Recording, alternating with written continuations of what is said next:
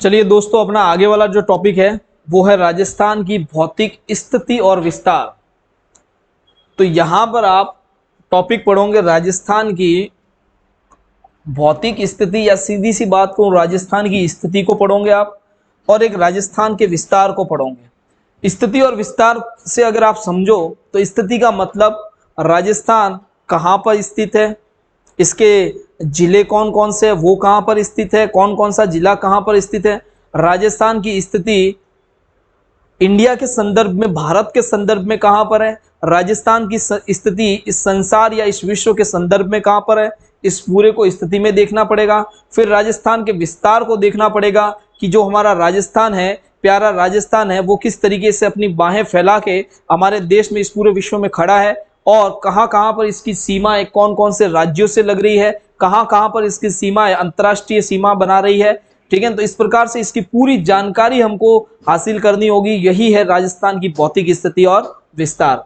अगर हम इसमें देखें राजस्थान की स्थिति को, तो सबसे पहले मैं राजस्थान की स्थिति को भारत के संदर्भ में और विश्व के संदर्भ में, दोनों में आपको बताऊंगा कि भाई विश्व के संदर्भ में राजस्थान की स्थिति क्या है और भारत के संदर्भ में राजस्थान की स्थिति क्या है। तो सबसे पहले अगर मैं विश्व के संदर्भ में राजस्थान की स्थिति बताऊं, तो सबसे पहले आप विश्व के लिए एक ग्लोब को इमेजिन करिए कि जो विश्व है, उस विश्व को एक ग्लोब में अगर हम देखें तो उसके बीचों बीच में एक अक्षांश रेखा, काल्पनिक रेखा खींची जाती है, जिसको 0 डिग्री अक्षांश रेखा कहा जाता है। और इस 0 डिग्री अक्षांश रेखा के जो ऊपर वाला पोर्शन होता है, जो ऊपर वाला गोलार्ध होता है, यानी एक पूरा ये गोला है, और इस गोले को जब आपने 2 भागों में बांट दिया है तो ये गोला 2 भागों में बट गया है। ठीक है, और इसके ऊपर वाले गोले को उत्तरी गोलार्ध कहते हैं। कौन सा गोलार्ध कहते हैं? उत्तरी गोलार्ध। इसी प्रकार इसका जो नीचे वाला जो अर्धगोला रह गया, इसको कहा जाता है दक्षिणी गोलार्ध। दक्षिणी गोलार्ध। अब इस उत्तरी और दक्षिणी गोलार्ध के संदर्भ में अगर कोई देश ऊपर वाले गोलार्ध में है तो उसे उत्तरी गोलार्ध उसकी स्थिति मानी जाती है। नीचे वाले इस 0 विषुवत रेखा के अगर कोई देश नीचे की ओर स्थित है तो उसकी स्थिति दक्षिणी गोलार्ध की मानी जाती है। इसी प्रकार अगर मैं देशांतर रेखाओं की बात करूं तो इस पृथ्वी पर कुछ देशांतर रेखाएं बनाई गई है, और एक काल्पनिक जो देशांतर रेखा है जो पृथ्वी के बीचों बीच से बनाई गई है, उसको 0 डिग्री देशांतर रेखा कहा जाता है। और इस 0 डिग्री देशांतर रेखा के जो पूर्व की तरफ का जो पृथ्वी का हिस्सा है, इसे पूर्वी गोलार्ध कहते हैं। क्या कहते हैं? इसे पूर्वी गोलार्ध कहते हैं। इसी प्रकार इस पृथ्वी के जो 0 डिग्री देशांतर रेखा है, उसके जो पश्चिम का हिस्सा है, इसे पश्चिमी गोलार्ध कहते हैं। अब इस पूर्वी और पश्चिमी जो गोलार्ध है, इसके संदर्भ में अगर कोई देश इस 0 डिग्री देशांतर रेखा के पूर्व की तरफ है तो उसकी स्थिति जो है पूर्वी गोलार्ध में मानी जाती है देशांतर के हिसाब से। अगर उसकी पश्चिम में स्थिति है 0 डिग्री देशांतर की, तो उसकी पश्चिमी स्थिति मानी जाती है।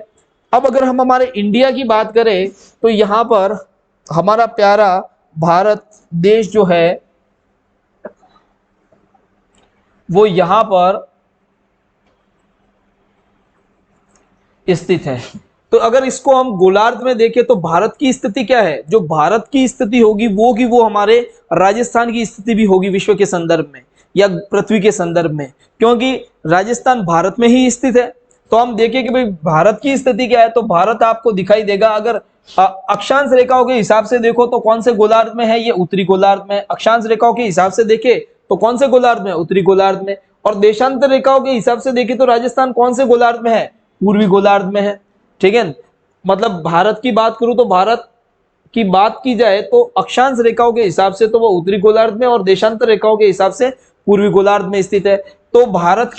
तो जो भारत की स्थिति है, अक्षांश और देशांतर रेखाओं के आधार पर जो भारत की स्थिति है वो उत्तरी पूर्वी गोलार्ध है। कौन सी है? उत्तरी पूर्वी गोलार्ध। अब आपके ये दिमाग में कंठस्थ हो जाना चाहिए कि भारत की स्थिति गोलार्ध में कौन सी है? उत्तरी पूर्वी गोलार्ध। अगर इसी को मैं राजस्थान की स्थिति के हिसाब से देखूं, फिर राजस्थान कहाँ स्थित है? तो राजस्थान भी इंडिया में ही स्थित है। तो राजस्थान की अक्षांश और देशांतर रेखाओं के हिसाब से अगर स्थिति देखी जाए तो वो कौन सी होगी? उत्तरी पूर्वी गोलार्ध। तो अक्षांश देशांतर रेखाओं के हिसाब से अगर राजस्थान की स्थिति कही जाए तो वो क्या कही जाएगी, उत्तरी पूर्वी गोलार्ध। आप सिंपल सी मतलब एक लाइन में इसको लिख सकते हो, राजस्थान की अक्षांश देशांतर रेखाओं के आधार पर स्थिति उत्तरी पूर्वी, ठीक है, उत्तरी पूर्वी गोलार्ध। इसी प्रकार अगर राजस्थान को भारत के संदर्भ में देखा जाए तो प्यारे साथियों यहाँ पर आप देखिए, राजस्थान मतलब राजस्थान को मैंने यहाँ पर एक भारत के नक्शे में आपके सामने बनाया है। भारत के नक्शे में राजस्थान को यहाँ पर मैंने इंडिकेट किया है। आप इसमें देखिए, अगर मैं भारत को उत्तर पूर्व, ठीक है, अगर मैं भारत को पूर्व पश्चिम उत्तर दक्षिण में बांट दूं तो आप इस, अगर मैं भारत को पूर्व पश्चिम उत्तर दक्षिण 4 दिशाओं में बांट दूं तो इसके लिए मुझे भारत में बीचों बीच में इस तरीके से रेखाएं खींचनी पड़ेगी। तो यहाँ पर ये वाली जो दिशा है मतलब भारत की वो पूर्व, और इस तरफ वाली जो दिशा है वो पश्चिम, इस तरफ वाली दिशा है वो उत्तर, और इस तरफ वाली दिशा है वो दक्षिण कहलाएगी। अब यहाँ पर पूर्व पश्चिम उत्तर दक्षिण दिशा को जोड़ने वाली मैंने सीधी रेखाएं बना दी भारत के संदर्भ में। और यहाँ पर अगर मैं राजस्थान को देखता हूं तो राजस्थान आपको कहाँ दिखाई देता है, ये उत्तर दिशा है और ये पश्चिम दिशा है, इन दोनों के बीच में आपको ये राजस्थान दिखाई देता है।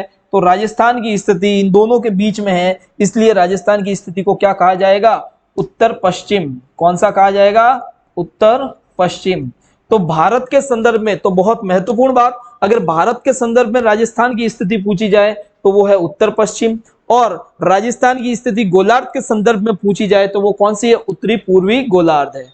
ओके, चलिए नेक्स्ट। अब जब प्यारे साथियों आपने राजस्थान और भारत को गोलार्ध के हिसाब से देख ही लिया है, और गोलार्ध में जब राजस्थान और भारत की स्थिति को समझ लिया है, तो उसके आगे भारत और राजस्थान की स्थिति को अगर हम देखना चाहें तो उसको अक्षांश और देशांतर रेखाओं के आधार पर उसको और विस्तृत तौर पे हम देख सकते हैं कि भाई अब बात यहाँ पर राजस्थान की है तो राजस्थान की अक्षांशीय स्थिति को समझेंगे। अक्षांशीय स्थिति मतलब राजस्थान को हमने ये देख लिया कि राजस्थान उत्तरी पूर्वी गोलार्ध में है, उत्तरी पूर्वी गोलार्ध में है, लेकिन उत्तरी पूर्वी गोलार्ध में है तो कौन कौन सी अक्षांश रेखाओं और देशांतर रेखाओं के बीच में है। अगर हम राजस्थान को ग्लोब पे देखने की कोशिश करेंगे तो सबसे पहले हम ग्लोब में उसको कहाँ देखेंगे, अगर राजस्थान को हम ग्लोब की स्थिति में देखने की कोशिश करेंगे तो आप देखिए कि ये जो 0 डिग्री विषुवत रेखा है, कौन सी है, 0 डिग्री विषुवत रेखा। इस 0 डिग्री विषुवत रेखा के उत्तर की तरफ उत्तर की तरफ कौन सा देश, अपना भारत देश स्थित है, और इस भारत देश में ही हमारा राजस्थान राज्य है। तो इसका मतलब उत्तरी गोलार्ध में है, राजस्थान कहां पर है, उत्तरी गोलार्ध में है, ठीक है। अब उत्तरी गोलार्ध में है तो क्या राजस्थान को हम इसके ऊपर देखो, ग्लोब में सारी की सारी क्या है, अक्षांश रेखाएं बनाई हुई है, इस तरीके से ये ऊपर से नीचे की तरफ देशांतर रेखाएं बनाई हुई है। तो अगर राजस्थान को देखें तो इन अक्षांश और देशांतर रेखाओं के बीच में अगर इसको हम समझना चाहे तो किस तरीके से समझेंगे, तो अब 2 पॉइंट इसके आगे हम पढ़ेंगे, राजस्थान की अक्षांशीय स्थिति और राजस्थान की देशांतरीय स्थिति। जब आप राजस्थान की अक्षांशीय और देशांतरीय स्थिति को सही तरीके से पढ़ लोगे, सही तरीके से समझ लोगे राजस्थान की अक्षांशीय और देशांतरीय स्थिति को, तो उसके बाद राजस्थान की पूरी जो आपको भौतिक स्थिति है, राजस्थान की पूरी जो सीमा है उसके बारे में पढ़ना है, राजस्थान के जिलों के बारे में पढ़ना है, ठीक है। चलिए राजस्थान की अक्षांश की स्थिति के बारे में हम पढ़ते हैं। राजस्थान की अक्षांशीय स्थिति क्या है, तो राजस्थान की अक्षांशीय स्थिति देखें तो राजस्थान 2 अक्षांश रेखाओं के बीच में विस्तृत है। रेखाओं में याद रखना, जितनी भी अक्षांश रेखा है राजस्थान के लिए, अक्षांश रेखाओं को आप याद रखोगे वो हमेशा उत्तरी अक्षांश रेखा होगी। कौन सी होगी, उत्तरी अक्षांश रेखा, क्योंकि राजस्थान उत्तरी गोलार्ध में स्थित है तो जो भी अक्षांश रेखाएं है उनके आगे उत्तरी शब्द लगेगा, उत्तरी अक्षांश रेखा। तो आपने यहाँ पर सबसे पहले देखा राजस्थान, तो राजस्थान के सबसे नीचे की तरफ जो अक्षांश रेखा है, क्योंकि अक्षांश रेखाएं नीचे से ऊपर की तरफ, क्योंकि नीचे सबसे कौन सी है, 0 डिग्री अक्षांश रेखा, और उसके ऊपर की तरफ धीरे धीरे अक्षांश रेखाएं बढ़ती जाएगी। तो राजस्थान के सबसे नीचे वाले पोर्शन को, जो नीचे वाला हिस्सा है जो अक्षांश रेखा को छूता है, उसको कहा है, उस रेखा का नाम है 23 डिग्री 3 मिनट उत्तरी अक्षांश रेखा। और इसी प्रकार राजस्थान का जो ऊपरी भाग है वो चलिए देखिए राजस्थान की जो अक्षांशीय स्थिति है वो सबसे नीचे जो अक्षांश रेखा है वो 23 डिग्री 3 मिनट, कितनी है, 23 डिग्री 3 मिनट, ठीक है। इसको उत्तरी अक्षांश यानी नॉर्थ, ठीक है, उत्तरी अक्षांश बोलते हैं, नॉर्थ लाइन बोलते हैं कि भाई उत्तरी अक्षांश रेखा है। इसी प्रकार राजस्थान के लिए जो ऊपर की जो सीमा है, ऊपर की जो सीमा में अक्षांश रेखा है उसको कहा जाता है 30 डिग्री 12 मिनट उत्तरी अक्षांश रेखा। ठीक है, तो इन दोनों अक्षांश रेखाओं के बारे में आपको पता होना चाहिए। 30 डिग्री 3 मिनट और 23 डिग्री 3 मिनट और 30 डिग्री 12 मिनट के बीच में राजस्थान क्या है, विस्तृत है अक्षांश रेखाओं के बीच में। प्रश्न पूछा जाता है इन दोनों अक्षांश रेखाओं का डिफरेंस कितना है, या फिर ये प्रश्न पूछा जाता है कि इन अक्षांश रेखाओं के अंतर कितना है, यानी राजस्थान का अक्षांश रेखाओं के बीच में विस्तार कितना है, ये पूछा जाता है। तो वो राजस्थान का अक्षांश रेखाओं के बीच में जो विस्तार है वो है 7 डिग्री 9 मिनट। कितना है? 7 डिग्री 9 मिनट। तो 7 डिग्री 9 मिनट का विस्तार रहेगा राजस्थान का अक्षांश और देशांतर रेखाओं के बीच में। तो 7 डिग्री 9 मिनट का इसका अक्षांश और देशांतर रेखाओं का विस्तार रहेगा राजस्थान का अक्षांश और देशांतर रेखाओं के बीच में। ठीक है, अब बात की जाती है अक्षांश और देशांतर रेखाओं के आधार पर ही मैं आपको इसमें एक्स्ट्रा डाटा ये बता रहा हूं कि राजस्थान का जो सबसे उत्तरतम गांव है वो कौन सा है। तो वो सबसे उत्तरतम जो गांव है वो है आपके कोणा गांव। कौन सा गांव है? कोणा गांव। ठीक है, ये जो सबसे उत्तरतम गांव है वो कौन से जिले में स्थित है? तो ये श्री गंगानगर जिले में स्थित है। कौन सा है? श्री गंगानगर जिले में स्थित है। इसी प्रकार राजस्थान का सबसे दक्षिण में जिला कौन सा है? तो सबसे दक्षिण में जिला है बांसवाड़ा, और इसी बांसवाड़ा का एक गांव है जो इस 23 डिग्री 3 मिनट जो उत्तरी अक्षांश रेखा है उस पर स्थित है। ठीक है, तो ये बांसवाड़ा। ठीक है, और बांसवाड़ा का सबसे दक्षिणतम जो गांव है उसको कहा गया बोरकुंड गांव। कौन सा गांव है? बोरकुंड गांव। तो राजस्थान की सबसे उत्तरी सीमा और राजस्थान की सबसे दक्षिणी सीमा दो गांव बनाते हैं। सबसे उत्तरी सीमा बनाता है कोणा गांव, सबसे दक्षिणी सीमा बनाता है बोरकुंडा गांव। कोणा गांव आपके श्री गंगानगर जिले में है। इसी प्रकार आपके बोरकुंडा गांव है वो कहां पर है? बांसवाड़ा जिले में स्थित है। अगर मैं इन दोनों गांवों को एक सीधी रेखा के माध्यम से मिला दूं, इन दोनों गांवों को एक सीधी रेखा के माध्यम से मिला दूं, तो याद रखिएगा इसकी लंबाई होती है 826 किलोमीटर। कितनी होती है? 826 किलोमीटर। ठीक है, तो इस प्रकार हमने देखा कि राजस्थान का जो उत्तरतम गांव है, दक्षिणतम गांव है, उनको अगर बीच में एक रेखा से मिलाया जाए या फिर उनके बीच की जो लंबाई है वो मापी जाए तो वो कितनी आएगी? आपके 826 किलोमीटर आएगी। इसी प्रकार राजस्थान की अक्षांश रेखाओं के बारे में अगर हम पढ़ रहे हैं तो राजस्थान की अक्षांश रेखा, महत्वपूर्ण अक्षांश रेखा आपने देखी, ये आपके सबसे दक्षिण वाली और सबसे उत्तर वाली अक्षांश रेखाओं को आपने देखा। इसके साथ ही राजस्थान में एक महत्वपूर्ण अक्षांश रेखा राजस्थान से होकर गुजरती है और उस अक्षांश रेखा का नाम कौन सा है? कर्क रेखा। कौन सी है? 23.5 डिग्री कर्क रेखा है जो राजस्थान से गुजरती है। और ये महत्वपूर्ण क्यों है? अगर मैं आपको बताऊं कि राजस्थान में से 23.5 डिग्री कर्क रेखा गुजरती है तो ये महत्वपूर्ण क्यों है, इसका रीजन ये है कि जो पूरी पृथ्वी है उसमें जब अक्षांश रेखाओं को जो काल्पनिक रेखाएं बनाई गई है उसमें तीन मुख्य रेखाओं को, एक तो 0 डिग्री अक्षांश रेखा, एक 23.5 डिग्री उत्तरी अक्षांश रेखा और एक 23.5 डिग्री दक्षिणी अक्षांश रेखा, इन दो अक्षांश रेखा जो 23.5 डिग्री अक्षांश रेखा उत्तरी अक्षांश रेखा और 23.5 डिग्री दक्षिणी अक्षांश रेखा, इसी प्रकार 0 डिग्री विषुवतीय रेखा, इन तीनों अक्षांश रेखाओं का विशेष मतलब संदर्भ है। और वो संदर्भ क्यों है, यहां पर देखिएगा कि जो सूर्य है वो पूरे वर्ष भर इन्हीं रेखाओं के बीच में सूर्य का प्रकाश पूर्ण रूप से प्राप्त होता है। मतलब पूरे वर्ष भर जब पृथ्वी सूर्य के चारों ओर चक्कर लगाती है तब सूर्य की सीधी मैक्सिमम किरणें या तो आपके ऊपर की तरफ या फिर यहाँ पर मैक्सिमम किरणें नीचे की तरफ मतलब पड़ती है। तो यहाँ पर ये जो सूर्य की मतलब सूर्य की मैक्सिमम सीधी किरणें कौन सी रेखा पर पड़ती है? उत्तरी गोलार्ध पे। तो 23.5 डिग्री उत्तरी अक्षांश रेखा, इसलिए इसको स्पेशल रेखा कहा गया 23.5 डिग्री उत्तरी अक्षांश रेखा और इसका नाम रखा गया कर्क रेखा। क्या रखा गया? कर्क रेखा। अब ये स्पेशल मतलब एक मतलब कंडीशन वाली रेखा है 23.5 डिग्री कर्क रेखा। अगर ये राजस्थान से गुजर रही है तो राजस्थान के लिए इसमें जो कुछ क्वेश्चन बन रहे हैं राजस्थान के संदर्भ में कुछ इसकी विशेष स्थिति बन रही है उसको भी पढ़ना आवश्यक है। तो यहाँ पर जब आप देखोगे तो राजस्थान के दक्षिण में से यह 23.5 डिग्री कर्क रेखा गुजर रही है और कौन से जिलों से गुजरती है? तो ये दो जिलों से गुजरती है, एक तो बांसवाड़ा, एक तो गुजरती है बांसवाड़ा से और दूसरी गुजरती है डूंगरपुर से। कौन से? डूंगरपुर से।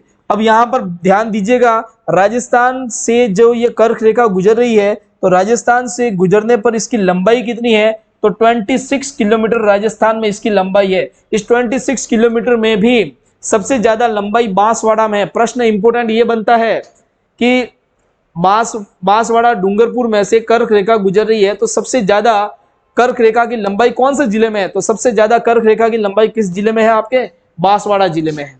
ओके, अब एक बात ध्यान दीजिएगा, सूर्य, मैंने कहा वर्ष पर्यंत कर्क रेखा, मकर रेखा, ये 23.5 डिग्री जो नीचे की रेखा है इसको मकर रेखा कहा जाता है। कर्क रेखा और मकर रेखा के बीच में ही सूर्य की रोशनी मतलब संपूर्ण रूप से प्राप्त होती है। या मैं कहूं, पृथ्वी जब सूर्य के चारों ओर चक्कर लगाती है तो कभी पृथ्वी मतलब सूर्य के चारों ओर जब चक्कर लगाती है तब कभी सूर्य उत्तर की तरफ होता है उत्तरायण की स्थिति में, कभी सूर्य दक्षिण की तरफ होता है दक्षिणायन की स्थिति में। अब आप कहोगे सर ये उत्तरायण और दक्षिणायन होता क्या है? जब सूर्य उत्तरी गोलार्ध की तरफ होता है, उत्तरी गोलार्ध में अपनी सारी रोशनी देता है, प्रकाश देता है, तो उसको उत्तरायण की स्थिति कहा जाता है। जब सूर्य दक्षिणी गोलार्ध में होता है और जो अपनी रोशनी है, जो अपना प्रकाश है दक्षिणी गोलार्ध को देता है, तो उसको दक्षिणायन की स्थिति कहा जाता है। और उत्तरी गोलार्ध और दक्षिणी गोलार्ध के बारे में मैंने आपको समझा दिया। 0 डिग्री जो अक्षांश रेखा है उसके ऊपर का जो हिस्सा है उसको उत्तरी अक्षांश, और उसके नीचे का हिस्सा है उसको क्या कहा जाएगा? दक्षिणी अक्षांश रेखा कहा जाएगा। इसी प्रकार अब आप ध्यान दीजिएगा कि ये जो कर्क रेखा है 23.5 डिग्री, वो राजस्थान के कौन से 2 जिलों से गुजर रही है? बांसवाड़ा और डूंगरपुर से 26 किलोमीटर के मतलब लंबाई है इसकी राजस्थान में, और उसमें भी सबसे ज्यादा लंबाई इसमें कहां पर है? बांसवाड़ा में। इसके आगे अगर मैं बात करूं कि भाई ये सूर्य है वो सीधा चमकता तो होगा कभी न कभी, क्योंकि इस रोशनी इसकी मैक्सिमम कहां तक जाती है? 23.5 डिग्री कर्क रेखा पर जाती है। तो एक दिन ऐसा आता है, वो दिन है 21 जून, जब सूर्य की रोशनी सीधी कर्क रेखा पर पड़ती है और इधर दक्षिण की तरफ, दक्षिणी गोलार्ध की तरफ उसकी रोशनी तिरछी पड़ती है, और उस समय दक्षिण की तरफ जो देश होते हैं वहां पर सर्दियां होती है, और जो अपना उत्तरी जो गोलार्ध है वहां पर 21 जून को जब सूर्य सीधा चमकता है, सीधी प्रकाश की किरणें उसको प्राप्त होती है उत्तरी गोलार्ध को, तब क्या होता है? उत्तरी गोलार्ध में गर्मियों का मौसम होता है। तो आप देखेंगे जून में हमारे यहाँ क्या होती है? गर्मियां होती है। ठीक है, अब बात आती है 21 जून की। तो 21 जून एक विशेष संदर्भ में याद रखा जाता है। 21 जून को योग दिवस के रूप में भी मनाया जाता है। किस रूप में? योग दिवस के रूप में भी मनाया जाता है। और क्यों? क्योंकि 21 जून को सूर्य की किरणें जो है वो सीधी कहां पड़ती है? कर्क रेखा पर पड़ती है। ठीक है, और 21 जून को जब सूर्य की किरणें सीधी कर्क रेखा पर पड़ेगी तो उत्तरी गोलार्ध में सबसे बड़ा दिन होगा। कर्क रेखा पर जो है वहां पर सूर्य की किरणें सीधी पड़ती, तो वहां पर क्या होगा? सबसे बड़ा दिन होगा। और वो बड़ा दिन कितने? लगभग 13 घंटे और 27 मिनट का दिन होता है। 24 घंटों में से 13 घंटे और 27 मिनट का ये दिन होता है। ठीक है, और ये सबसे बड़ा दिन होता है 21 जून को और उत्तरी गोलार्ध में। अब बात मैंने कही 21 जून को अंतर्राष्ट्रीय योग दिवस भी मनाया जाता है। अंतर्राष्ट्रीय योग दिवस के रूप में 21 जून को है वो मनाया जाता है, और इसको मनाए जाने का श्रेय भारत को ही है। ठीक है, तो भारत में और राजस्थान में योग दिवस सबसे पहले शुभारंभ कहां पर हुआ? तो राजस्थान की अगर बात करें तो अजमेर में सबसे पहले योग दिवस का आयोजन हुआ था। कहां पर हुआ था? अजमेर में हुआ था। और अगर इंडिया की मैं बात करूं या भारत की बात करूं तो भारत में योग दिवस सबसे पहले कहां पर शुरू हुआ, मतलब शुभारंभ कहां हुआ था, आयोजन कहां हुआ था? जो झारखंड के रांची शहर में इसका आयोजन या शुभारंभ हुआ था। ठीक है, तो ये आप अक्षांश रेखा के बारे में आप इंपोर्टेंट बात है जो आपके सामने मैंने बताई है। अब एक बात याद रखिएगा इस कर्क रेखा के बारे में। इस कर्क रेखा के अलग अलग नाम है। इस कर्क रेखा को 23.5 डिग्री उत्तरी अक्षांश रेखा भी कहा जाता है। इस कर्क रेखा को ट्रॉपिक ऑफ कैंसर भी कहा जाता है। क्या कहा जाता है? ट्रॉपिक ऑफ कैंसर भी कहा जाता है। अयनांत भी कहा जाता है। क्या कहा जाता है? उत्तरी अयनांत। ठीक है, तो इस प्रकार कर्क रेखा के यहाँ पर आपको अलग अलग नाम देखने को मिलेंगे। यहाँ पर कर्क रेखा राजस्थान के कौन से जिलों से गुजर रही है वो आपको डाटा भी याद रखना है। ठीक है, अब एक इसमें इंपोर्टेंट डाटा ये भी रहता है कि कर्क रेखा जब बांसवाड़ा और डूंगरपुर से गुजर रही है तो कर्क रेखा के सबसे पास में राजस्थान का कौन सा शहर है या कौन सी तहसील है? ठीक है, तो बांसवाड़ा की एक तहसील है जिसको कहते हैं कुशलगढ़। कौन सी? कुशलगढ़। कुशलगढ़। तो बांसवाड़ा का जो कुशलगढ़ शहर है वो सबसे नजदीक है। इस कर्क रेखा के सबसे नजदीक कौन सा शहर है? बांसवाड़ा का कुशलगढ़ शहर है। ठीक है, जब आप नदियों को पढ़ोगे तो कर्क रेखा के बारे में एक और मतलब विशेष बात देखोगे। ऐसी कौन सी रेखा मतलब ऐसी कौन सी नदी है जो कर्क रेखा को 2 बार काटती है? तो वो कौन सी नदी है? माही नदी है जो कर्क रेखा को 2 बार काटती है।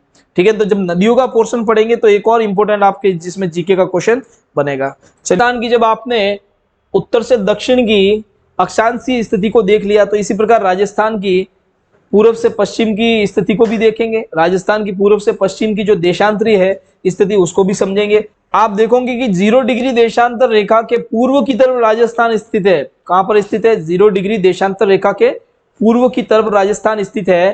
तो यहां पर जो भी देशांतर रेखाएं होगी वो पूर्वी देशांतर रेखा होगी। कौन सी होगी? पूर्वी देशांतर रेखा। और राजस्थान के लिए आपको 2 देशांतर रेखाओं को याद रखना है। एक तो याद रखना है 78 डिग्री, कौन सी? 78 डिग्री 17 मिनट, 78 डिग्री 17 मिनट। और दूसरी अक्षांश रेखा देशांतर रेखा को याद रखना है 69 डिग्री 30 मिनट। ठीक है, 78 डिग्री 17 मिनट और 69 डिग्री 30 मिनट। अगर आप इसको याद करना चाहो तो आप इस तरीके से इन दोनों को याद कर दो। ठीक है, किस तरीके से याद करोगे कि 6, 9 और 30, 69 डिग्री 30 मिनट, 69 डिग्री 30 मिनट। तो इसी 69 डिग्री 30 मिनट को आप रटो और इसके आगे देखो 7 को आप बना 6 को बना दो 7 में, मतलब 1 बढ़ा दो और इसको 1 कम कर दो, तो ये कितना हो गया? 78। यानी 69 के 6 को बढ़ा दो 1 तो 7 हो जाएगा, 9 को कम कर दो तो 8 हो जाएगा, तो ये 78 डिग्री। और उसके बाद लास्ट में 17। ठीक है ना, ये याद रखना है। कितना है? 17। तो यहां पर आप 2 देशांतर रेखाओं को पहले एकदम कंटस्ट कर दो, 69 डिग्री 30 मिनट और 78 डिग्री 17 मिनट। आप देखोगे कि 0 डिग्री देशांतर रेखा के पूर्व की तरफ जैसे जैसे बढ़ते हैं हमको क्या है? देशांतर रेखाएं जो भी मिलेगी वो पूर्वी देशांतर रेखाएं माननी पड़ेगी। और यहां पर अगर आप देखोगे तो जैसे जैसे इस तरफ आओगे आप 10, 20, 30, 40, 50, 60, 70, 69। ठीक है, तो ये 70 और 69 क्या है? आपके सबसे पहले आएंगे। तो आप अगर यहाँ पर देखोगे तो राजस्थान की जो राजस्थान की जो देशांतर रेखाओं का विस्तार है वो कितने डिग्री पूर्वी देशांतर रेखाओं के बीच में? 69 डिग्री 30 मिनट। तो ये 69 डिग्री 30 मिनट इधर लिख देना है। इस प्रकार जब आगे की तरफ राजस्थान का जो सबसे पूर्वी छोर है उसको देखोगे तो वो आपको कितना लिखना है? 78 डिग्री 17 मिनट। कितना है? 78 डिग्री 17 मिनट। तो इस प्रकार 2 देशांतर रेखाओं के बीच में राजस्थान का विस्तार है और वो कौन सा है? 69 डिग्री 30 मिनट से लेके 78 डिग्री 17 मिनट के बीच राजस्थान का विस्तार है।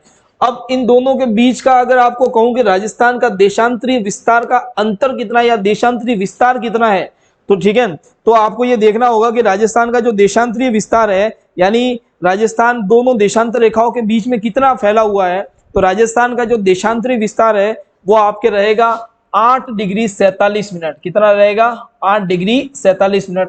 यानी राजस्थान का अगर देशांतरीय विस्तार पूछा जाए तो 8 डिग्री 47 मिनट रहेगा। ठीक है ना, दोनों देशांतर रेखा कौन सी है? 69 डिग्री 30 मिनट से लेके 78 डिग्री 17 मिनट।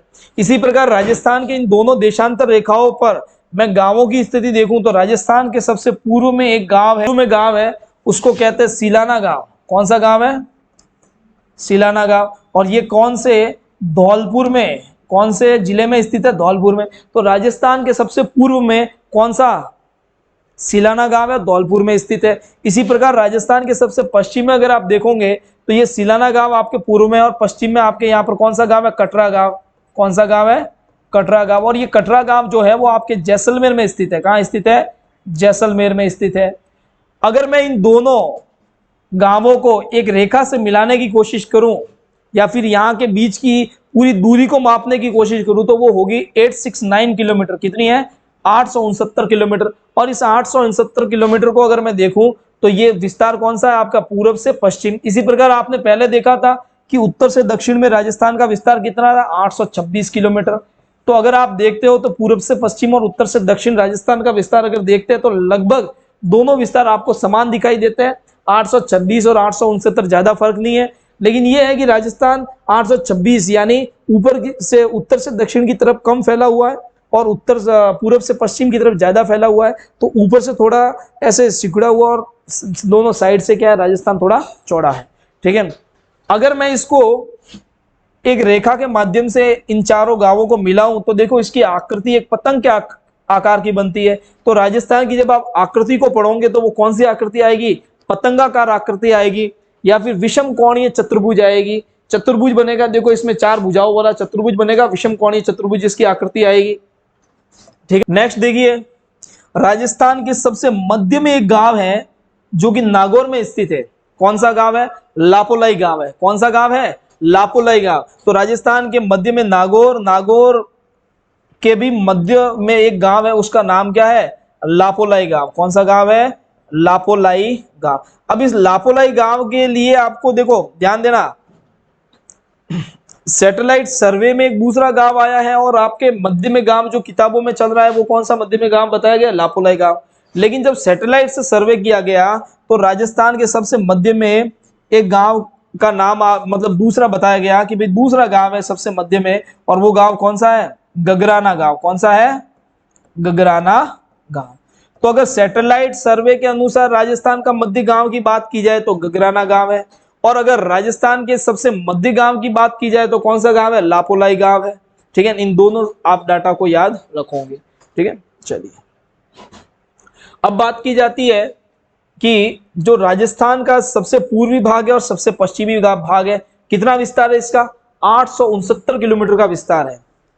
और सूर्य जो होता है वो पूर्व से उदय होता है और पश्चिम में क्या होता है? अस्त होता है। इसका मतलब राजस्थान का जो पूर्वी भाग होगा वहां पर सबसे पहले सूर्य उगेगा। ये 869 किलोमीटर का मतलब डिस्टेंस है। इसका मतलब सबसे पूर्व में जो जिला होगा, जो सबसे पूर्व में गांव होगा, कौन सा गांव है? सिलाना गांव। तो वहां पर तो दिन पहले उगेगा, यहाँ पर दिन लेट उगेगा। इसका मतलब पूर्व से पश्चिम के बीच में यानी आपके 35 मिनट और 8 सेकंड पहले सिलाना गांव में क्या होगा? सूर्य उदय होगा, और 35 मिनट 8 सेकंड के बाद में कटरा गांव में, आपके कटरा गांव में क्या होगा? सूर्य उदय होगा। चलिए दोस्तों, देखो आपने राजस्थान की स्थिति को देख लिया है, राजस्थान की अक्षांशीय और देशांतरीय स्थिति को आपने समझ लिया है। राजस्थान कौन कौन सी अक्षांश रेखाओं के मध्य स्थित है, कौन कौन सी देशांतर रेखाओं के मध्य में स्थित है। अब आपको देखना है राजस्थान के जिले, आपको मैंने बता दिया था। अब उन जिलों को जोड़ के संभाग बनाए गए हैं, उन संभागीय स्थिति के बारे में आपको थोड़ा सा डिटेल में बताऊंगा, और वो संभागीय स्थिति क्या है उसको आपको समझना है, कौन कौन से संभाग में कौन कौन से जिले हैं। तो सबसे पहले मैं बता दूं, राजस्थान में टोटल कितने संभाग है? आपके 7 संभाग है। कितने संभाग है? 7 संभाग है। ठीक है, तो देखो कुछ डाटा मैं आपको इसमें बता रहा हूं, उस डाटा को आप लिखोगे। ठीक है, राजस्थान में टोटल कितने संभाग है? वर्तमान में आपके टोटल इसमें संभाग है वो आपके 7 संभाग है।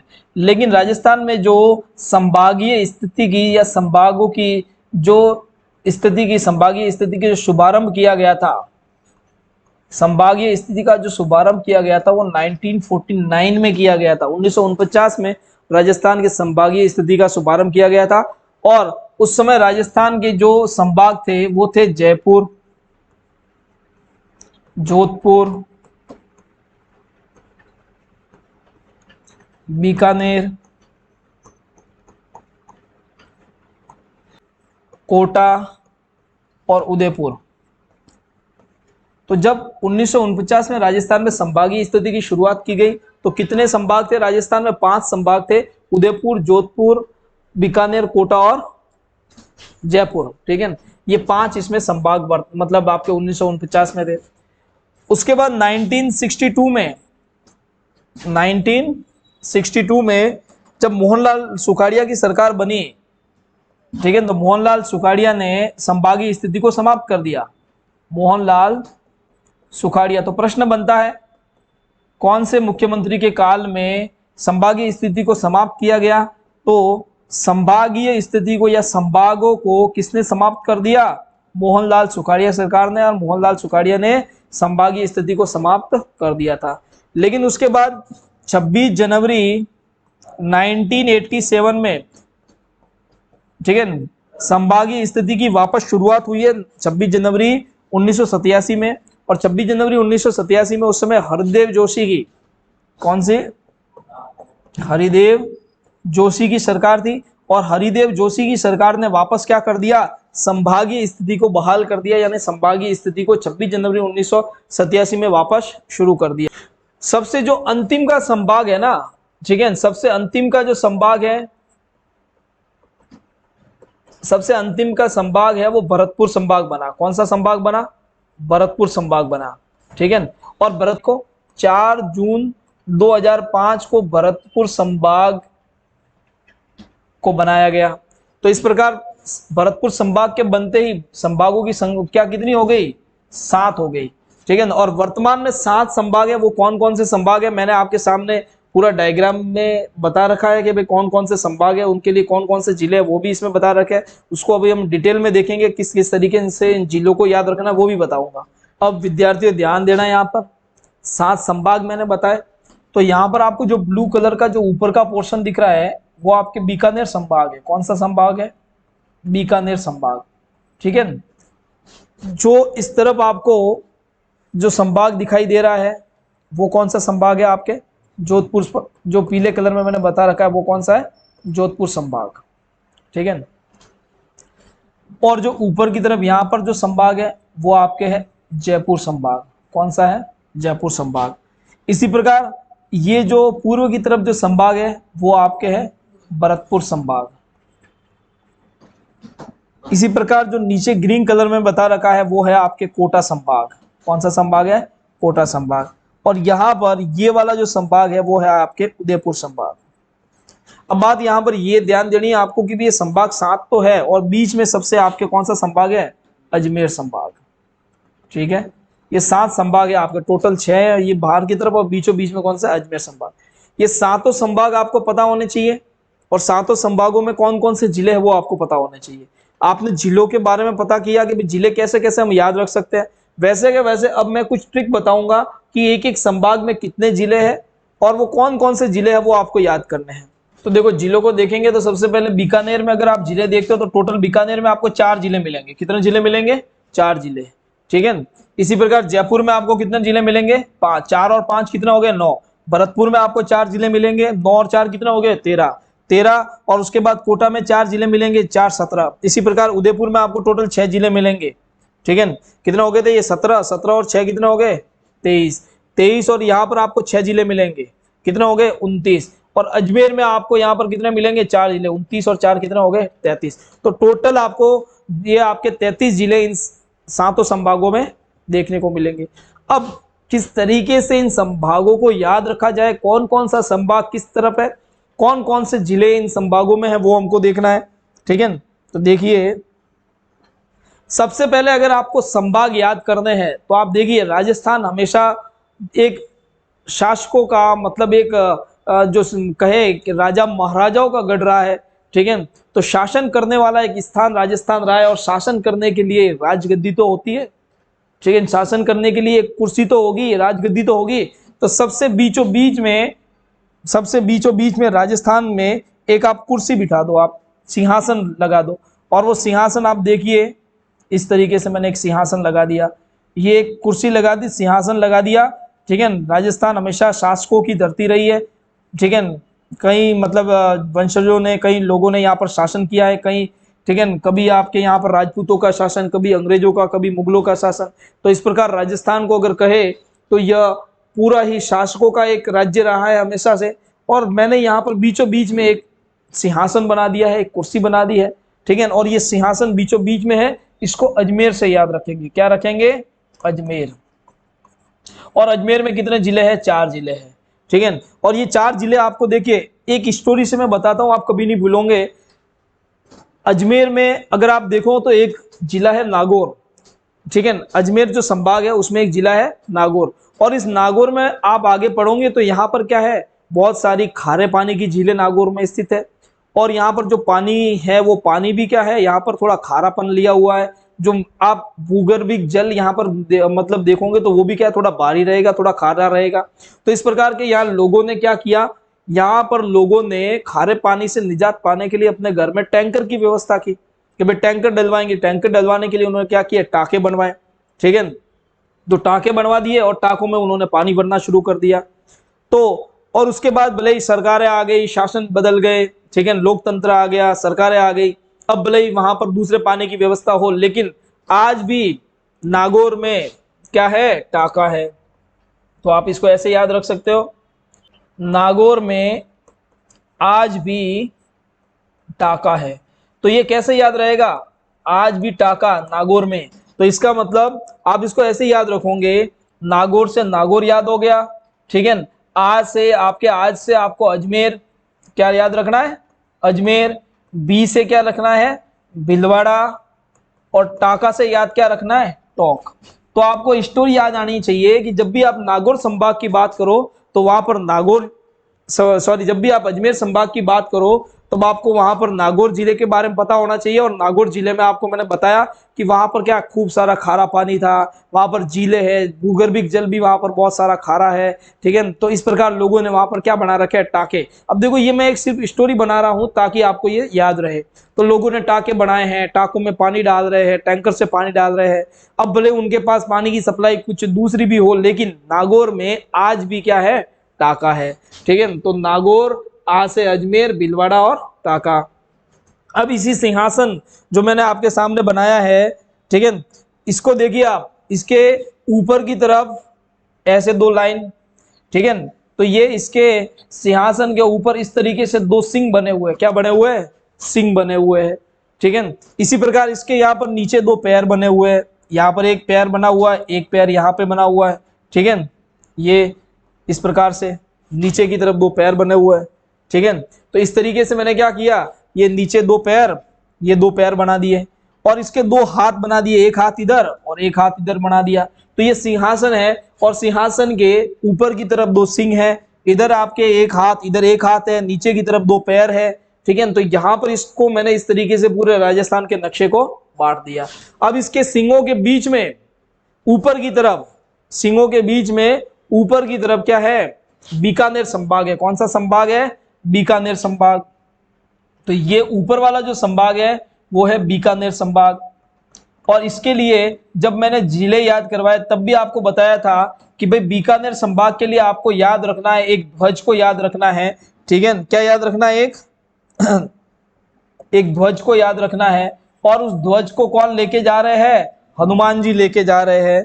तो अपन इसको इस तरीके से लिख सकते हैं, श्री हनुमान जी चले, श्री हनुमान जी चले बीकानेर। कहाँ चले, बीकानेर, ठीक है। तो श्री से क्या मतलब हुआ, श्री गंगानगर। हनुमान से क्या मतलब हुआ, हनुमानगढ़। चले से क्या मतलब हुआ, चूरू, ठीक है। और बीकानेर से बीकानेर। तो इसमें 4 जिले आपको याद हो गए। बीकानेर के लिए आपको ट्रिक याद हो गई, बीकानेर संभाग के लिए श्री हनुमान जी चले बीकानेर, ठीक है। इसके आगे जब आप देखोगे यहाँ पर, तो इसके लिए भी मैंने आपको पहले से ही ट्रिक बता रखी थी जिले जब याद करवाए तब। जो ये आपका जोधपुर संभाग है, ठीक है। तो जोधपुर संभाग में आपके टोटल कितने जिले हैं, 6 जिले हैं। और इसके लिए आपको एक ट्रिक बताई थी, जय बोलो जोधा की जय भी कैसे बोलनी है, जोर से, जय बोलो, जय बोलो जोधा की पर जोर से, पर जोर से, ठीक है। अब यहां पर आप देखो, तो मैं यहां पर इसके इस ट्रिक से याद रखूं आपको कि भाई जय से मतलब हो गया जैसलमेर, जय से क्या मतलब हो गया, जैसलमेर, ठीक है। ब से मतलब हो गया बाड़मेर, क्या हो गया, बाड़मेर। जो से मतलब हो गया जोधपुर, क्या ये हो गया, जोधपुर। इसके बाद आप देखोगे पर जोर से, प से पाली, जालोर, जोर से मतलब जालोर, और से मतलब सिरोही, ठीक है। तो ये आपको जोधपुर संभाग के बारे में जब भी पूछा जाएगा जोधपुर संभाग में कौन कौन से जिले आते हैं, तो जय बोलो जोधा की पर जोर से। इसके आगे जब आप देखोगे तो यहाँ पर ये है आपके उदयपुर जिला, सॉरी उदयपुर संभाग। और उदयपुर संभाग के लिए आपको एक कहानी बताता हूं और उसको याद रखिएगा कि मान लीजिए एक बार एक भविष्यवाणी हुई, ठीक है। उदयपुर वासियों के लिए एक भविष्यवाणी हुई,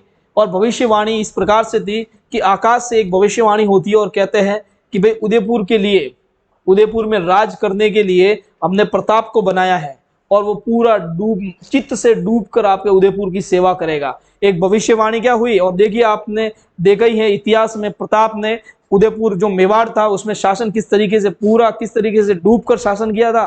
किसी की गुलामी सहन नहीं की, लोगों के साथ कनेक्ट थे वो, और पूरा मेवाड़ को, आज जो मेवाड़ है, आज पूरा राजस्थान है, वो हमेशा ही प्रताप के गुण गाता है। तो मानो कि आप उदयपुर में एक भविष्यवाणी हुई, ठीक है। यहाँ पर आसमान से एक भविष्यवाणी होती है, और भविष्यवाणी में क्या कहा जाता है कि भाई उदयपुर का शासन, उदयपुर का जो राज है उसको देने के लिए मैं प्रताप को चुनता हूं, और प्रताप चित्त से डूब कर शासन करेगा।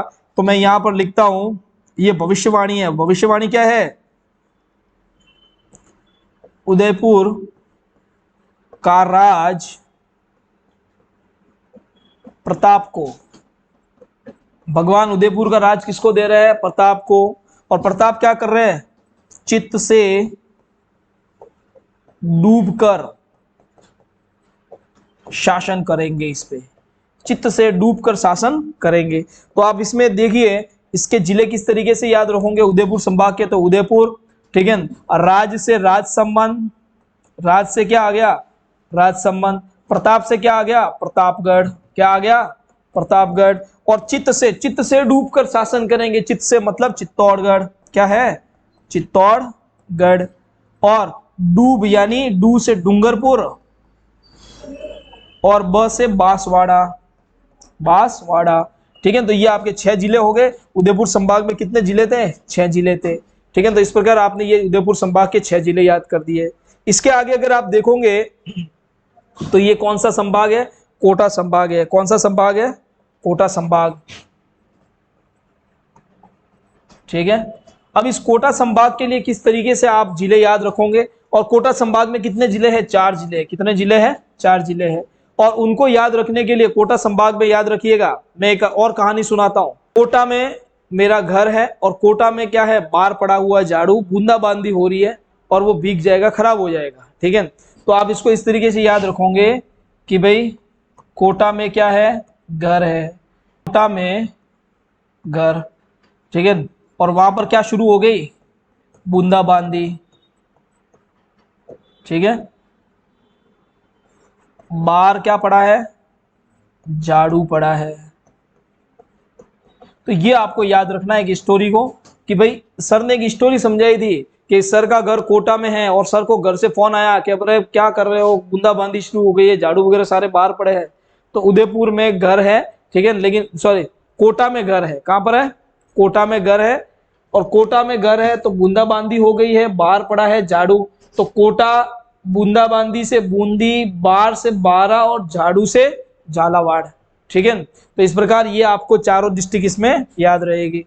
अब नेक्स्ट देखिए ये वाला जो आपके संभाग है। अब देखिए इतना आपने नोट कर दिया है, इसको आप वीडियो को पॉज करके या फिर आप इसको आराम से देख के इसके सारे के सारे ये ट्रिक याद रखिएगा और लिखिएगा, नोट करिएगा और इस तरीके से जिले याद रखिएगा। चलिए नेक्स्ट देखिए, ये वाला जो आपके जो संभाग है वो है आपके जयपुर संभाग।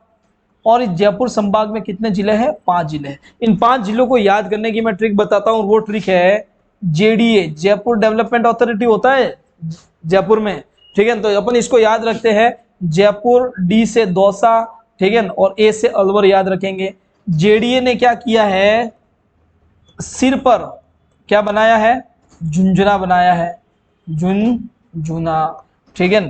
तो क्या किया? जेडीए ने एक मूर्ति बना दी है वहां पे, और ऐसी मूर्ति बनाई है जो कि बिल्कुल सर्कल के बीचों बीच है और उस सिर मतलब उस मूर्ति के सिर के ऊपर क्या है? झुंझुना है। तो जेडीए ने क्या किया है? जेडीए ने मूर्ति बनाई है और उसके सिर पर क्या है? झुंझुना है। तो ये स्टोरी याद रखोगे जयपुर संभाग के लिए, जयपुर संभाग से जेडीए, और जेडीए से याद रखोगे उसने एक मूर्ति बनाई है जिसके सिर के ऊपर क्या है? झुंझुना है। तो जे से आपके जयपुर, डी से आपके दौसा, ए से आपके क्या आएगा? अलवर, और सिर से आ गया सीकर, और झुंझुनू आ जाएगा झुंझुना से, झुंझुनू, ठीक है। ओके चलिए नेक्स्ट देखिए, ये वाला आपका संभाग आपको याद करना है। और ये वाला संभाग आप किस तरीके से याद करोगे, ठीक है। तो इसके लिए मैं आपको ट्रिक बताता हूं।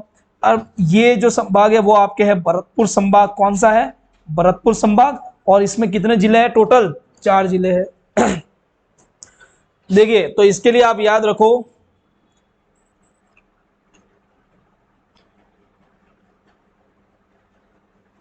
दो ट्रिक इसकी याद रख सकते हो। शर्मा जी का घर, शर्मा जी का घर भरतपुर, ठीक है। शर्मा जी मेरे दोस्त हैं और उनका घर कहां पर है? भरतपुर है, ठीक है। तो अब देखिए इसको किस तरीके से याद रख सकते हो। शर्मा जी से एसएम अपन ये रखते हैं, ठीक है, शर्मा जी। तो सवाई माधोपुर क्या आएगा? सवाई माधोपुर। का यानी करौली, क्या आएगा? करौली। घर में देखो ग लिखा हुआ है तो ये द से भी या अपन थोड़ा इसको कनेक्ट करके देखेंगे। धौलपुर, क्या है? धौलपुर। और ये आ गया आपके भरतपुर, ठीक है। ये क्या आ गया आपके? भरतपुर। ठीक है, तो शर्मा जी का घर कहाँ पर है? भरतपुर में। तो शर्मा जी का घर भरतपुर में, तो एसएम, ठीक है ना, और करौली और धौलपुर और भरतपुर।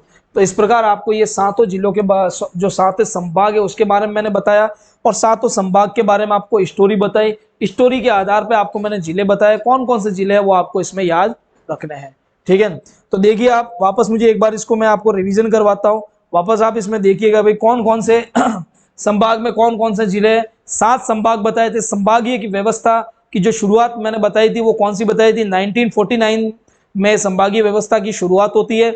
और संभागीय व्यवस्था में उस समय कितने जिले थे? सॉरी, उस समय कितने संभाग थे? 5 संभाग थे।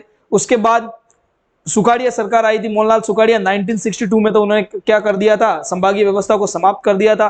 फिर हरिदेव जोशी की सरकार आई थी 1987 में, 26 जनवरी 1987 में वापस उन्होंने संभागीय व्यवस्था को शुरू किया। और उसके बाद अंतिम जो हमारा नवीनतम जो संभाग बना वो कौन सा था? भरतपुर संभाग।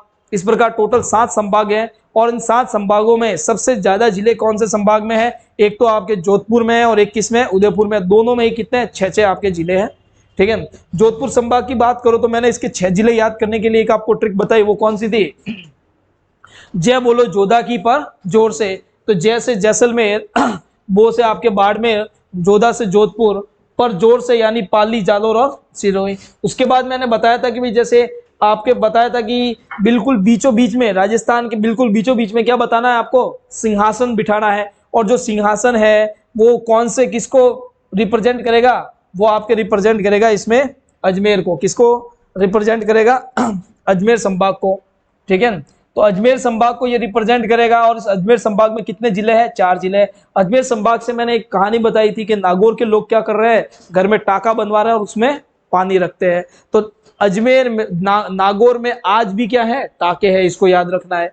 ठीक है, तो नागौर आज से अजमेर। ठीक है, बी से भीलवाड़ा और ट से टोंक। ठीक है, उसके बाद मैंने बताया था कि जो सिंहासन है उस सिंहासन के ऊपर की तरफ 2 सिंह है। ठीक है, तो उन सिंहों के ऊपर कौन सा है? बीकानेर संभाग है। और बीकानेर संभाग के लिए मैंने बताया था कि भाई बीकानेर संभाग में कितने जिले हैं? 4 जिले हैं।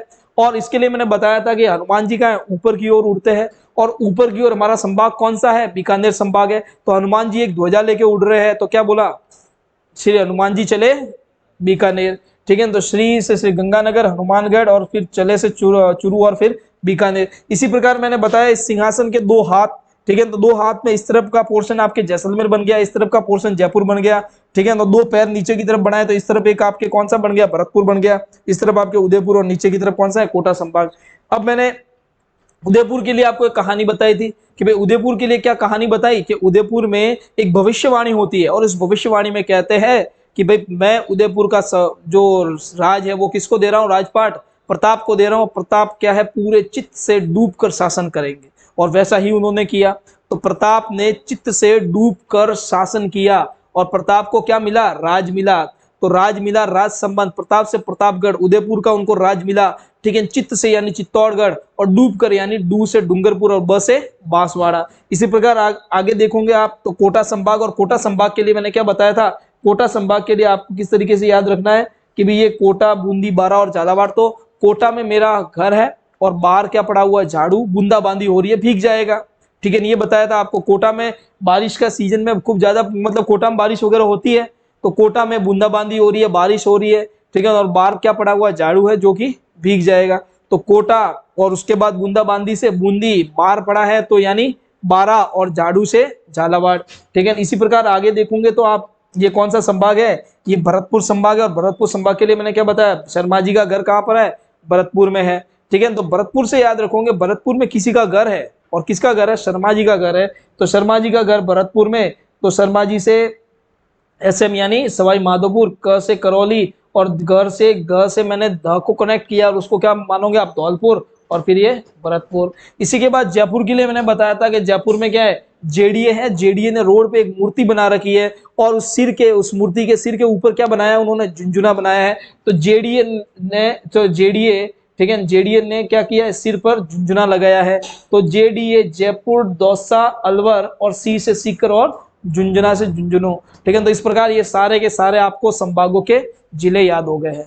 ओके, तो देखिए अब इन संभागों के बारे में कुछ विशेष बातें आप देखना, कुछ इंपॉर्टेंट प्रश्न जो बनते हैं उनको आपको ध्यान से देखना है। सबसे पहले आप देखो कि सबसे बड़ा संभाग क्षेत्रफल की दृष्टि से कौन सा है। बड़ा जो संभाग है क्षेत्रफल की दृष्टि से है वो जोधपुर संभाग है। कौन सा है सबसे बड़ा? ठीक है, तो मैं यहां लिख सकता हूं सबसे बड़ा संभाग कौन सा है क्षेत्रफल की दृष्टि से? जोधपुर संभाग। ठीक है, 4.40%। अब अगर बात की जाए सबसे छोटे संभाग की बात की जाए, भरतपुर संभाग। कौन सा है? भरतपुर। हाँ, 34.40%। राजस्थान का 34.40% क्षेत्रफल ओनली ऑन किसका है? जोधपुर संभाग। भरतपुर संभाग मात्र 5.16% क्षेत्रफल रखता है। राजस्थान के संदर्भ में अगर भरतपुर की बात की जाए तो भरतपुर के लिए मात्र क्षेत्रफल कितना है? 5.16%। ठीक है, जोधपुर संभाग के बृहद जिले, तो बृहद जिले में तो जैसलमेर, जोधपुर, बाड़मेर, ये सारे बड़े बड़े जिले हैं। और जितने भी बड़े बड़े जिले देखोगे वो सारे कहां पर मिलेंगे आपको? पश्चिम की तरफ ही मिलेंगे। ठीक है। चलिए नेक्स्ट अगर आप देखोगे तो क्षेत्रफल के आधार पे आपने देखा सबसे बड़ा जो जिला, सबसे बड़ा जो संभाग है वो जोधपुर संभाग है, जो 34.40% इसका क्षेत्रफल है। और सबसे छोटा जो संभाग है वो भरतपुर संभाग है, और इसका क्षेत्रफल राजस्थान के संदर्भ में मात्र 5.16% है।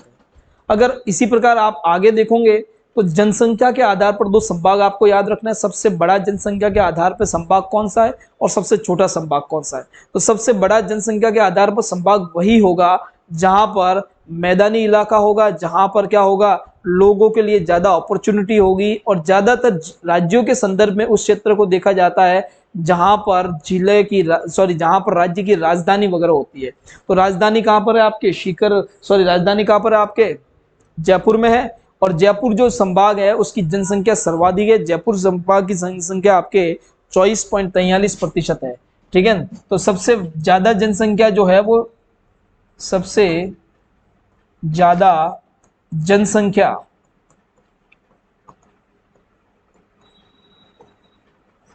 सब 74.43%। ठीक है, इसी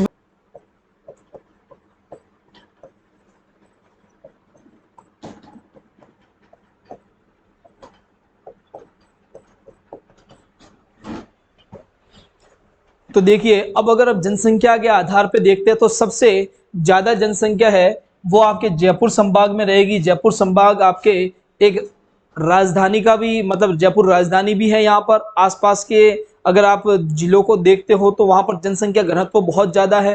ठीक है, अपॉर्चुनिटीज खूब ज्यादा है, इसलिए सबसे ज्यादा जनसंख्या किसकी है? जयपुर संभाग की है, 24.43%। सबसे कम जनसंख्या है वो कोटा संभाग की है, कितनी है? 8.31%।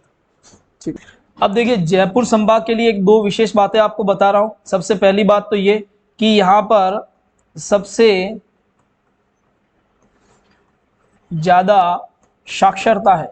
तो सबसे ज्यादा साक्षरता के अगर बारे में बात की जाए कौन से संभाग में है तो जयपुर संभाग में है। सर्वाधिक अगर एससी की जनसंख्या कही जाए तो वो कहां पर है आपके? सर्वाधिक एससी की जनसंख्या कहां पर है आपके? जयपुर में। अब देखिए एससी की सर्वाधिक जनसंख्या कही जाए तो जयपुर में, लेकिन एससी की सर्वाधिक जनसंख्या का प्रतिशत पूछा जाए, अनुपात में पूछा जाए, तो वो आपके गंगानगर की तरफ होगा, मतलब वो बीकानेर आपके संभाग में है। देखिए आप अगर एससी की सर्वाधिक जनसंख्या कही जाए तो वो कहां पर है? जयपुर में। लेकिन एससी की सर्वाधिक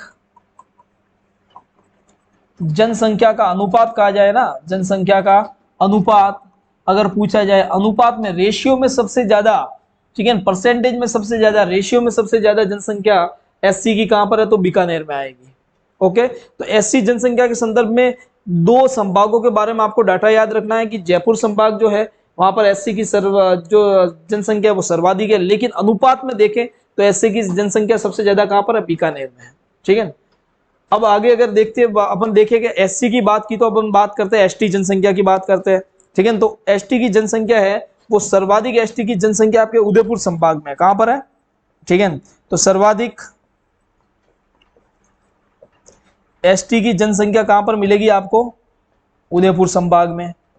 ओके, एक बात ध्यान देना, जब हमने पढ़ा कि सर्वाधिक एसटी की जनसंख्या कहां है? उदयपुर में, तो देखिए एक बात ध्यान दीजिएगा, जो एसटी जनसंख्या है एसटी में क्या है, जो महिलाएं होती है, ठीक है, तो वहां पर पुरुष प्रधान समाज तो है ही है, लेकिन वहां पर क्या है, इस तरीके से जैसे वो भ्रूण हत्या वगैरह है वो मामले यहाँ पर कम होते हैं, ठीक है। जो महिलाएं होती है वो घर के मतलब घर को संभालने के लिए, ठीक है, घर को मतलब सहेजने के लिए, मतलब महिलाओं की उनको जरूरत भी होती है, और इस तरीके से उन जो एसटी कम्युनिटी है उनमें भ्रूण हत्या का मामले कम देखे गए हैं। तो इस वजह से क्या है, एसटी जनसंख्या जो है वो सर्वाधिक उदयपुर संभाग में ही है, लेकिन जो सर्वाधिक जो लिंगानुपात है, यानी 1000 पुरुषों पर स्त्रियों की अगर संख्या देखें तो सर्वाधिक स्त्रियों की जो संख्या है, यानी जो लिंगानुपात अपन कहते हैं, तो सर्वाधिक लिंगानुपात आपको कहाँ मिलेगा, उदयपुर में मिलेगा। तो मैं ये कह सकता हूं सर्वाधिक लिंगानुपात कहाँ मिलेगा आपको, उदयपुर में मिलेगा। और एक बात देखिएगा, भरतपुर है वो दिल्ली के टच में है, ठीक है, भरतपुर संभाग है वो दिल्ली के टच में है, हरियाणा के टच में है, और आप वहां देखो कि वहां पर कन्या भ्रूण हत्या बहुत ज्यादा होती है, वहां पर पुरुष प्रधानता ज्यादा है। इस वजह से क्या है, महिलाएं मतलब जो भी परिवार है जन है वो बच्चियों को नहीं चाहते हैं, और भ्रूण जो क्या कहते हैं कन्या भ्रूण हत्या वगैरह बहुत ज्यादा होती है, और वहां पर लड़कों को तवज्जो दी जाती है, लड़कियों को ज्यादा तवज्जो नहीं दी जाती। इस वजह से सबसे कम जो लिंगानुपात है वो भरतपुर संभाग में है, ठीक है, वो कहां पर है, सबसे कम लिंगानुपात, ठीक है, तो सबसे कम लिंगानुपात आपको कहां मिलेगा, भरतपुर में। अब भरतपुर में ही देखा तो भरतपुर सबसे कम लिंगानुपात और सबसे क्षेत्रफल के आधार पर सबसे छोटा, ठीक है, तो सबसे छोटा संभाग कहे तो भरतपुर, क्षेत्रफल के आधार पर सबसे बड़ा संभाग कहे तो जोधपुर, ठीक है, लिंगानुपात के आधार पर सबसे कम लिंगानुपात कहे तो भरतपुर, लिंगानुपात के आधार पर सबसे ज्यादा लिंगानुपात कहे तो आपके उदयपुर, ठीक है। उदयपुर की बात करें तो वहां पर एसटी की जनसंख्या सर्वाधिक, वापस अगर एसटी को देखा तो एससी की जनसंख्या देखे तो सर्वाधिक एससी की जनसंख्या कहां पर है, जयपुर संभाग में। लेकिन अगर परसेंटेज में अनुपात में एससी की जनसंख्या की बात की जाए तो वो सर्वाधिक कहां पर है, आपके बीकानेर में है, ठीक है। अब एक बात ध्यान दीजिएगा, जोधपुर संभाग के लिए, जोधपुर संभाग बहुत बड़ा है, जैसलमेर, जोधपुर, बाड़मेर, ठीक है, जैसलमेर और बाड़मेर, और ये लगभग ये सारे क्या है, रेगिस्तानी इलाके हैं, और बहुत बड़े क्षेत्रफल है ये, मतलब क्षेत्रफल के आधार पर देखें तो बहुत बड़ा अपना संभाग है, लेकिन जनसंख्या यहाँ पर बहुत कम मिलेगी आपको।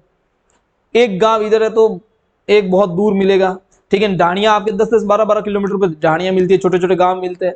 तो अगर हम बात करें, ठीक है, जनसंख्या के आधार पर, या फिर मैं बात करूं जनसंख्या घनत्व के आधार पर, किसके बाद आधार पर, जनसंख्या घनत्व, तो सबसे कम जनसंख्या घनत्व है, ठीक है, वो कहां पर मिलेगा आपको, जोधपुर संभाग में।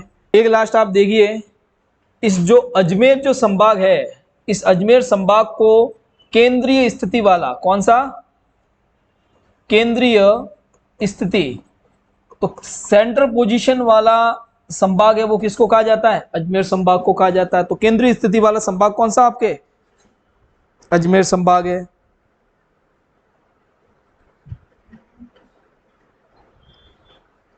ठीक है, ओके।